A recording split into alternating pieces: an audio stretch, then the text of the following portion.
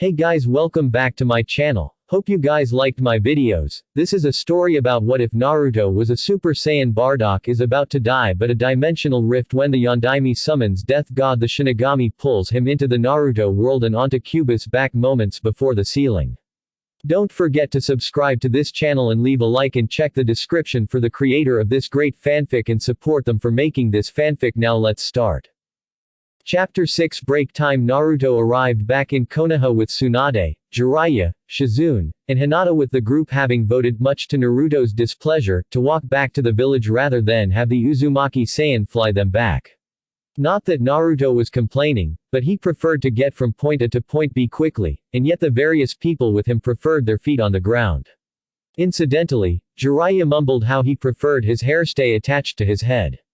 "It's good to be home," remarked Naruto with a grin on his face while grinning at Hinata, who blushed at being so close to him with his tail wrapped around her waist, and seeing the rippling muscles behind his shirt. Behind him, Tsunade was glaring daggers at him with anti-perverted eyes, and telling him to keep his hands where she could see them while being mindful of his tail. While Naruto sensed this, he also sensed that was not the only reason she was glaring, and it was clear his spanking he gave to the woman shortly after their first meeting fight was still fresh in the Sannin's mind. "Take Hinata to the hospital. I need to head for the Hokage Tower to properly become the next Hokage and find out just how screwed up things are in the village," stated Tsunade, with Naruto nodding before he walked away from the three older shinobi to the hospital. And ignoring the negative looks being sent their way. "You would think bringing back their new Hokage and not blowing them all to hell at a moment's notice would make them realize I'm not the horrible monster they still believe I am," remarked Naruto while Hinata looked at him with sad eyes and leaned against him. "I know you're not a horrible monster, Naruto-kun," replied Hinata, with Naruto smirking slightly at her comment. "I know you don't think I'm a monster, Hinata-chan. It's one of the many qualities I like about you," stated Naruto, with Hinata blushing cherry red. "Are really?" asked Hinata while Naruto's smirk grew. "Of course, Hinata-chan. You can see what others can't, and it has nothing to do with your bloodline. That makes you special," exclaimed Naruto, with Hinata's blush increasing. As the two arrived at the hospital, Naruto frowned for a moment, remembering how the hospital staff, and Hiashi himself at the time, had been less than friendly towards him. The fact Hiashi didn't give two craps about his daughter made the situation worse, since the man could easily bribe or influence the staff to do something when Naruto, Shizune, or Tsunade weren't checking up on the poor girl. From what Tsunade had explained to the traveling group heading when walking to Konoha, the surgery would be delicate, dangerous, and Hinata would be sedated heavily for a short time after it was over, with plenty of time for someone under Hiashi's influence to do something. Naruto couldn't check up on her every day, even though he wanted to do just that, and neither could Tsunade with her time spent with other patients when she wasn't being the Hokage. Shizune would be in the same boat, with different duties in checking on other patients and being the Hokage's personal assistant. Naruto knew many people hated him in Konoha, which meant Hiashi had a large line in the recruitment section, and could choose just about anyone in the "stick it to Naruto" army. Naruto was Hiashi's enemy. Almost all of Konoha was his enemy. Any friends he may possess were their enemies by association, and it really sucked when the enemies outnumbered your friends. "Naruto-kun?" asked Hinata, as she saw him frown at the hospital, and almost instantly the frown left before a smile came to his face. "Don't worry, Hinata-chan. Everything is fine. Just thinking many steps ahead as usual," answered Naruto, with Hinata nodding, though she was still worried about him while they walked into the hospital. "What are you doing here, filth?" a receptionist asked while she glared at Naruto. "Came to drop off a patient. She is in need of a room meant for future patients going into surgery," answered Naruto civilly, though it was strained. "Why? Come to abort that bastard demonic child she no doubt has inside her body from violating it multiple times?" questioned the receptionist with a sneer. "After I kill you for your stupidity, do you want to be cremated?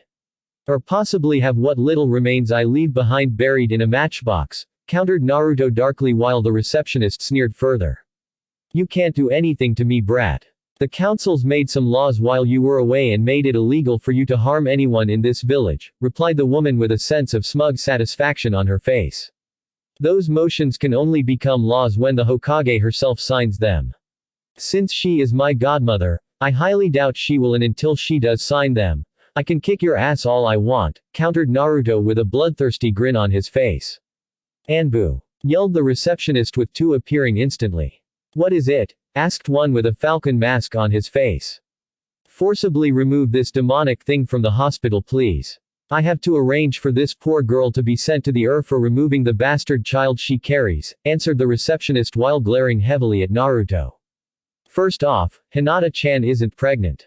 She needs heart surgery for the damage the stupid doctors here missed from being lazy bakas. Second, if you two don't want the ass kicking of a lifetime, turn around, and leave before I get violent, warned Naruto with the two Anbu looking at each other and then back at him. Well, throw him out. The councils made it explicitly clear this beast was to be arrested if it caused any trouble in the village, ordered the receptionist while seeing the Anbu were clearly conflicted on this matter. The council's laws against my godson are void, came the voice of Senju Tsunade, as she marched up to the group with Shizune right behind her, and was glaring at the now frightened woman. But he got this girl pregnant. He violated her and is making a scene, exclaimed the receptionist with Tsunade looking at Naruto with a raised eyebrow. Pregnant? Questioned Tsunade with Hinata letting out an eep, and blushing while Naruto letting out a sigh. What can I say? The woman is an airheaded baka. I clearly said Hinata-chan was here for heart surgery, answered Naruto with Tsunade smirking at him and then glaring at the woman sputtering at the Saiyan for his insult. Shut up, you bigot. As of right now, I am the new Hokage of Konoha, meaning my word is law, and right now I'm ordering these two Anbu here to take you to Ibiki for a little much needed re-education. Take her away, commanded Tsunade and watched with a great deal of satisfaction that the Anbu were listening to her and doing their job for once if what Jiraiya told her about their questionable actions being true. You just can't get good help these days, remarked Naruto with a smirk on his face and Tsunade let out a small sigh followed by an equally small laugh. How very true. Come on Hinata. I need to get things set up for your surgery. The sooner you have it the better, replied Tsunade while escorting the girl away from Naruto. Don't worry Hinata-chan. I'll visit when I can. Naruto called out with Hinata blushing at the idea. I'll get strong for Naruto-kun.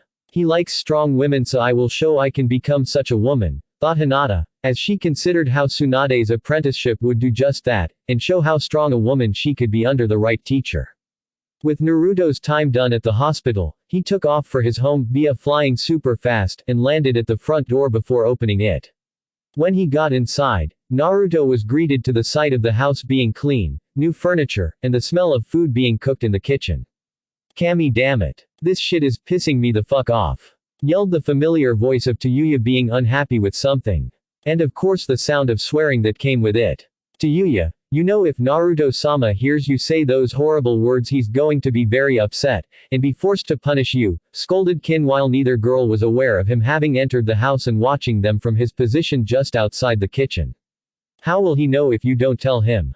Asked Tayuya before a throat-like sound from behind the two was heard and they turned to see Naruto standing there with a smirk on his face. I'll know about your swearing Tayuya because I and possibly everyone in Iwa heard you yelling in anger, commented Naruto with Tayuya going pale in the face and Kin giving a small smirk in amusement. Sorry Naruto-sama. It's just well, cooking has never been my strong suit, answered Tayuya with Naruto nodding since he could see that since Orochimaru no doubt had his forces, live off the land, rather than use the basic house necessities to make food. Considering the now dead Sannin had spent a great deal of his finances on researching ways to achieve permanent eternal life, it was no great surprise. Did I miss anything while I was away? Asked Naruto while seeing Tayuya relax in not being punished while Kin pouted. Not much. Kurenai and Anko came to visit to bring things over. They told us that some members of the councils are searching for us so they had to come here discreetly to ensure no one else knows we're here, answered Kin with Naruto frowning since he didn't like how the council's sniffing around for people around him that they can use for their own twisted purposes. I'll deal with them eventually. Until then, you two still need to keep a low profile, and that means staying here away from the public eye, stated Naruto with the girls nodding since they were pretty much considered scum in the eyes of Konoha and walking around in public right now was unwise at this point. Hey, I just thought of something. You're an Uzumaki, right? Questioned Tayuya with Naruto nodding. On my mother's side. Why? Replied Naruto curiously. Because I know of a girl back in Rice Country who works for Orochimaru at one of the main bases there named Karen, and she is an Uzumaki too. Answered Yuya and was surprised she didn't think of it sooner. Damn, was she fucking stupid. Really. Interesting. Distant family on my mother's side are still alive. This is something that can't be ignored. Was she still at the base when you last saw her? Asked Naruto with Yuya nodding. Yeah. She was actually here for the Chunin exams disguised as a grass nin, but her team got killed by a bear, and she got disqualified later on since she didn't have any of the scrolls needed to pass. Karen should be back at the main base Orochimaru used in Rice Country to plot his invasion and watching over the different experiments there, with Kabuto, answered Yuya with her making a face when mentioned the medic nin. Did Orochimaru or Kabuto know about her being an Uzumaki? Asked Naruto with Kin and Yuya giving a shrug. I doubt it. Orochimaru was obsessed with finding a way to continue his life, even after he learned to leap from body to body, and wanted to extend it past the 3-year time frame. The Uzumaki clan were known for living long-lasting lives beyond the normal human lifespan and would have harvested it from her by this point. I think Karen didn't tell him anything for the sake of staying off the operating table. I only learned about it when we had a rare girls' night out and on impulse she wanted to have some sake. She's a bit of a lightweight in that regard, replied Yuya, since being the Sannin's bodyguard had its perks in knowing things that others didn't. Good. The sooner I get her away from Kabuto the better. I don't want the Baka to take up Orochimaru's work and use her as a test subject for his own purposes. The only thing I can think that's worse than Orochimaru is someone taking up his work and surpassing him in it, stated Naruto with the girls nodding. You're not leaving now, are you, Naruto-sama? You just got back, exclaimed Kin with Naruto sighing and rubbing his forehead. I suppose I could wait a few days. At least let Tsunade know about Karen's existence and get the green light to go to Rice Country to extract her from that place, said Naruto and felt his stomach rumble violently. After your bottomless pit of a stomach has been filled with food, of course, remarked Yuya with Naruto letting out a sheepish grin. Well, it's a good thing Kin-chan make a lot of food then, isn't it? Questioned Naruto with Yuya going red in the face with anger and Kin herself laughing at her friend's misfortune. Hey. Just because I'm not naturally gifted in the kitchen like some people doesn't make me a bad cook. Yelled Yuya before glaring at Kin currently whistling nonchalantly. Perhaps not. Still, I think from now on I'll have Kin-chan be the chef from now on, said Naruto with Yuya grumbling with steam coming out of her ears. I'm not that bad a cook, mumbled Yuya while Naruto looked behind her. The stew you were making is on fire, remarked Naruto with Yuya looking behind her, and sure enough, the stew she was making had somehow caught ablaze. Oh holy crap, exclaimed Yuya, as she worked to put the fire out, and Naruto just sighed while Kin was looking at the scene with curiosity. How did she make the stew catch on fire? Asked Kin with Naruto looking at her and then at the redhead trying to put it out while swearing profanity after profanity at it. That Kin-chan is a mystery only Kami can solve, remarked Naruto with Yuya still trying and failing to put out the fire. Would it kill one of you too? Oh, I don't know, help me. Exclaimed Yuya while the fire seemed to grow and threatened to consume her. Yep. No cooking for Yuya for a while. Hokage Tower several days later, another Uzumaki? Questioned Tsunade with Naruto nodding. Right under the late Orochimaru's nose. Whether or not his wannabe successor Kabuto knows of it is unknown. I'm not about to take that risk and have her be put on a slab to be dissected or experimented on, answered Naruto with Tsunade grimacing. Agreed. Still, from what you were told about her, this Karen was willingly serving my now dead teammate, and is most likely serving Kabuto now too, stated Tsunade with Naruto sighing.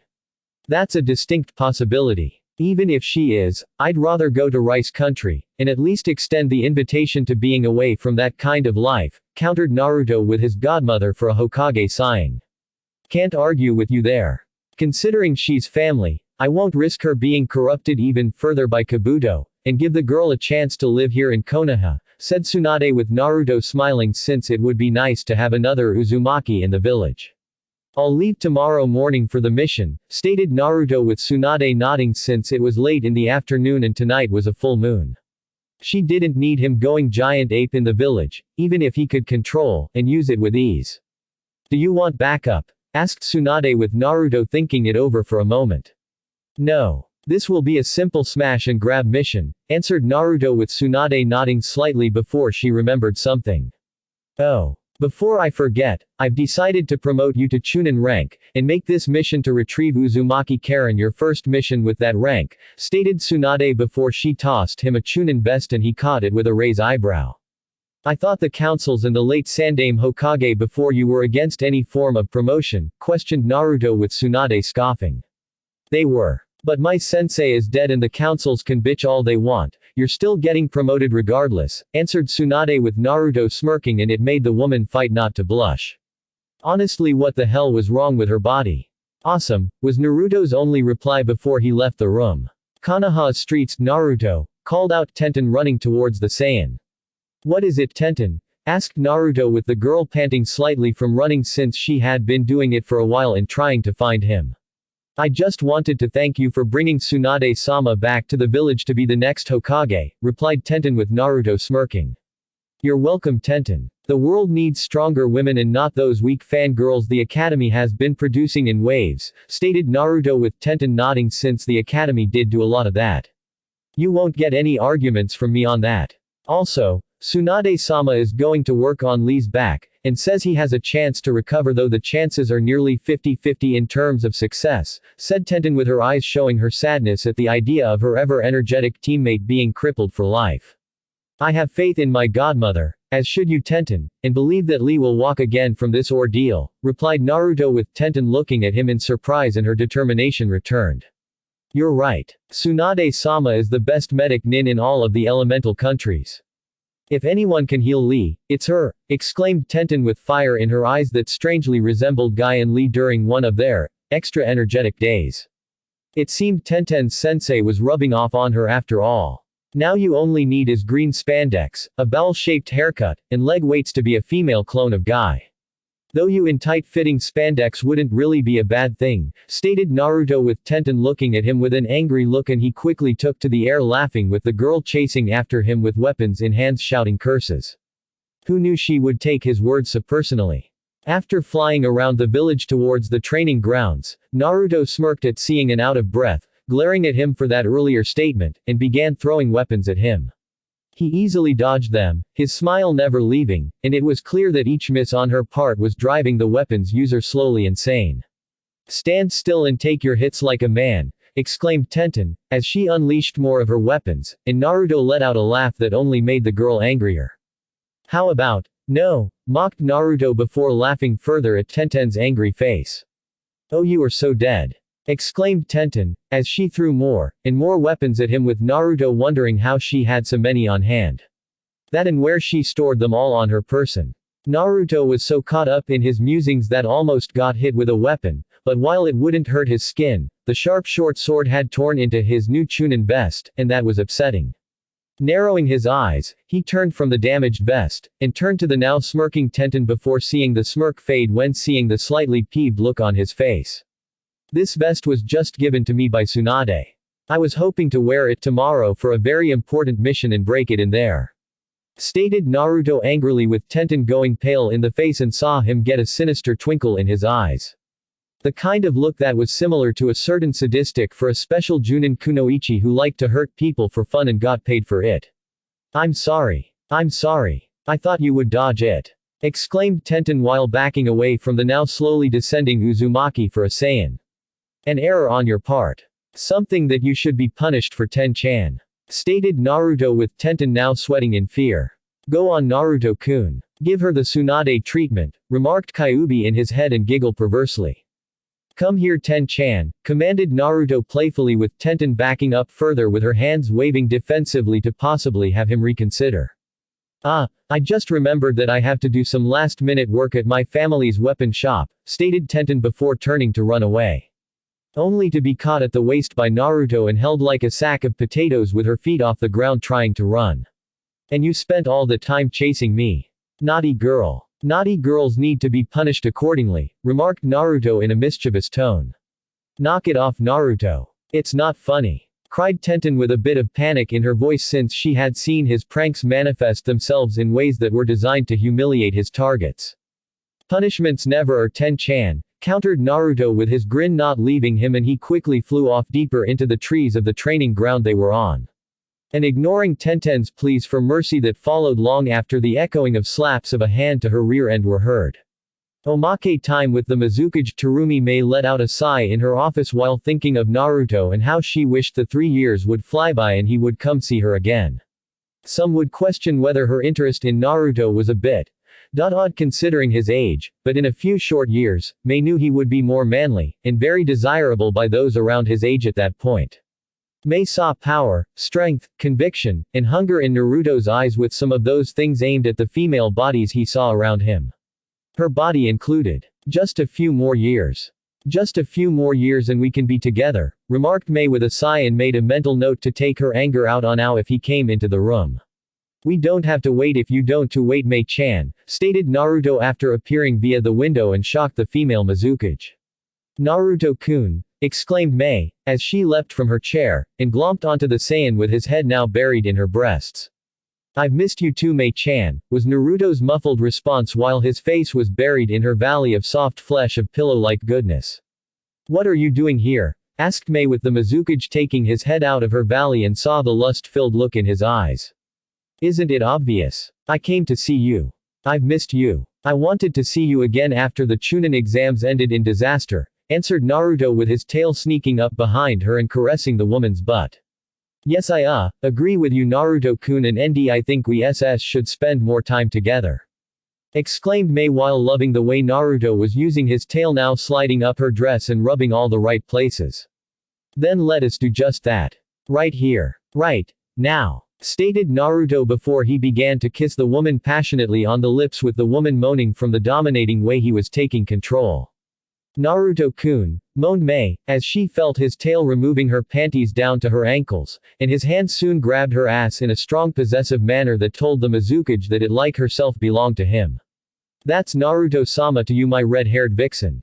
Put up the silencing seals this office has before your annoying assistant Ao comes in here to investigate and ruins the mood, commanded Naruto, with May doing that, though it was a bit difficult with his hand on her ass moving between her legs. Done. Take me, you hunky stud, whispered May into his ear while feeling his erection poking her and wanted him so damn much. Screw the age gap. He was physically fit and ready for this type of thing, so why deny him? As you wish, my red-haired and super hot Mizukage Heim, whispered Naruto, with May moaning and crying out in pleasure that soon followed with the discarding of clothing from both sides. Mizukage-sama. Mizukage-sama, came Ao's voice suddenly. Huh? What? Asked May, as she opened her eyes, and saw she was in her office alone. Mizukage-sama, I need you to look at these forms and, said Ao, but stopped when he saw May giving him the death glare to end all death glares, and wondered what he had done to offend her. Ow, replied May in sweet tone that made instantly put the man on edge. Why yes, Mizukage-sama, said Ao fearfully. Get out of my office or I'll kill you, slowly, commanded May while Ao did just that, with an outline of his body being the only thing left before it too vanished.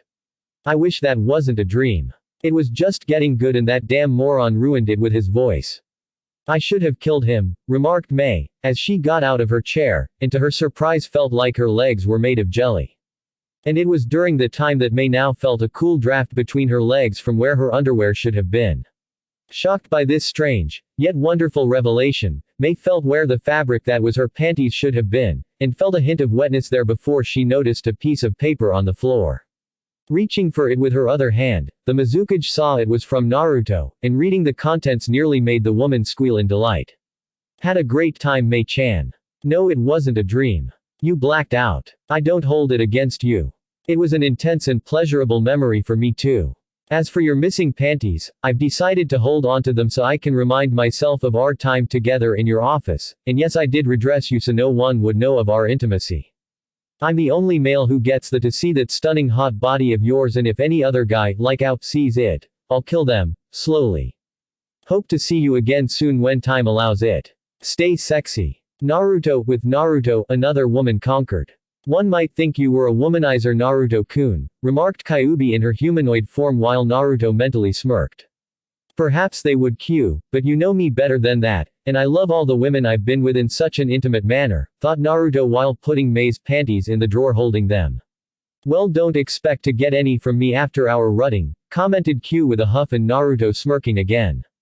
Who said we would rut? Thought Naruto with Q glaring at him. Don't say that. We both know it's going to happen one day and it's going to be world shaking, exclaimed Q with Naruto still smirking at her. Then entice me. That is, if you can, thought Naruto with Q narrowing her eyes at the challenge.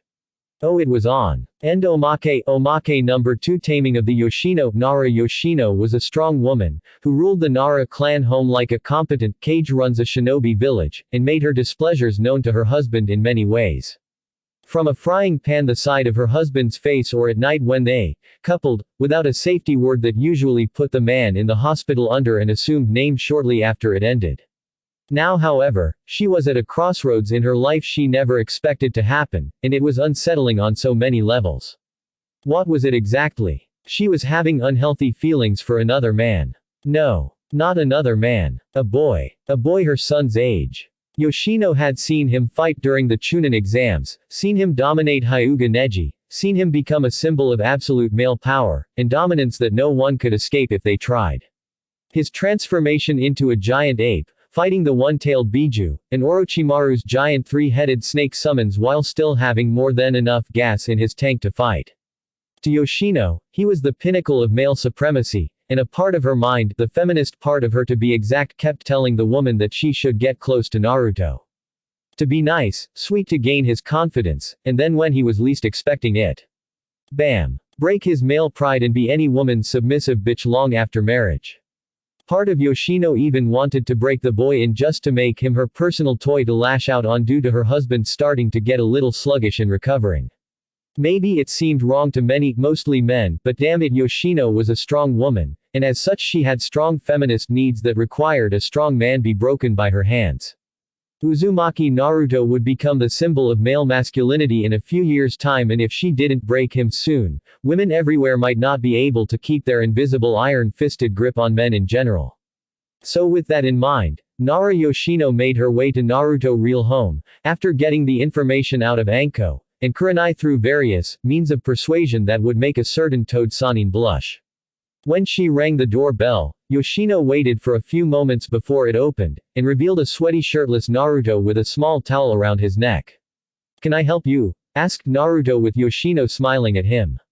Yes. I'm Nara Yoshino. Shikamaru's mother, stated Yoshino with Naruto nodding.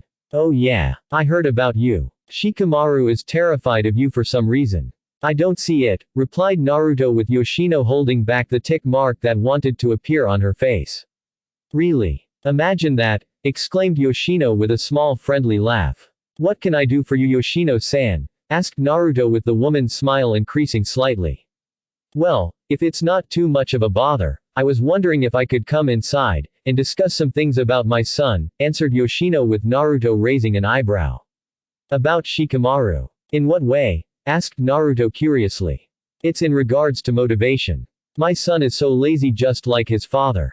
All my usual methods in motivating him seem to be having less of an effect on him each day, and I need new ideas to keep both lazy deadbeats on their feet rather than on their backs looking at clouds all day.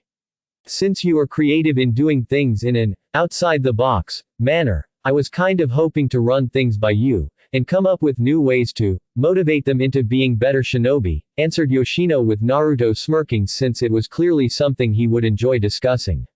Come on in. I'm sure we can work something out, said Naruto with him letting the woman in, and saw Yoshino's smile turn slightly evil. Yes. Yes, we will, and very soon, thought Yoshino while cackling evilly inside her head. Be careful, Naruto-kun. I sense a feminist plot against you with this woman, warned Kyuubi with the Uzumaki for a Saiyan smirking at her. I know. I sensed it during our conversation. Still, I'm not about to fold simply because a woman with a desire to break men has her sights set on me, in my manhood, thought Naruto before shutting the door. I don't expect you to fold. I expect you to break the woman's pussy and conquer her instead, replied Kyuubi with Naruto smirking further at the sight of Nara Yoshino's well-formed rear swaying slightly when she walked into his home. That is the plan, thought Naruto with his smile increasing. Sometime later, Nara Yoshino walked out of the Namikaze estates, her clothing ruffled, disorganized, the usually well-kept hair was out of place, and had the woman been more mindful of her own attire. She would have realized her panties were missing. Yoshino couldn't believe she lost against the boy her son's age and had the handprint on her ass to prove it. One moment, the woman is talking to him about Shikamaru, then she moves in close, a smile here, a soft chuckle there, and just when Yoshino thought his guard was down, she struck fiercely too. Like a predator having caught her prey, Yoshino moved to force him into submission, kissing the boy passionately, moving her hands over his exposed torso, trying to get his motor running while keeping him unaware of her true intentions right before bringing out the cuffs, the restraints, and all her usually favorite dominating toys that made her husband know better than to not say no when she wanted something. When she tried to move in for the kill though, that was when things backfired. She underestimated him, underestimated his power, his strength, his sexual hunger, and the most important part of all. He was a dominant like she had been.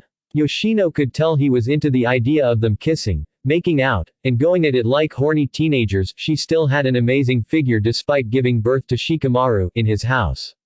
What she didn't know was that Naruto was onto her, didn't like how she planned to restrain, and ultimately break him for the good of the female gender. He took offense to that and his Saiyan blood felt the same way too since Yoshino could almost hear it within him roaring with fury since trying to restrain a Saiyan for any reason, from what he told her, was blasphemy in the eyes of the entire race. She tried to counter. Tried to get free from his grip. But his blue eyes were sharp, intense, piercing, and intimidating with a hint of red forming to show he was seconds away from unleashing some form of Kyuubi's power if the need arose. The punishment for trying to dominate a Saiyan. Getting dominated. Hence the hours they spent on that couch, clothing discarded, the feeling of him between her legs with his mighty masculine thing screwing her senseless. Him in control, the one thing she had never let happen to her before now, and what shocked the hell out of the most arguably feminist woman in all of Konoha. Was she actually liked it. Liked it. Her of all people liked being taken like a submissive whore and moaning like one the entire time. As for Naruto himself, he didn't care she was married. Why should he? The boy no man she had just got dominated sexually by had done nothing wrong. She had come to him, she had planned to seduce, and break him in her unique way. No one could say what happened in his home was Uzumaki Naruto's fault because Yoshino had been the one to approach him and Yamanaka Inoichi could easily dive into her head to learn the truth. I can't believe that just happened. I've been tamed. Me. Tamed. Thought Yoshino, as she made her way home, and saw her husband looking at her with a worried expression on his face.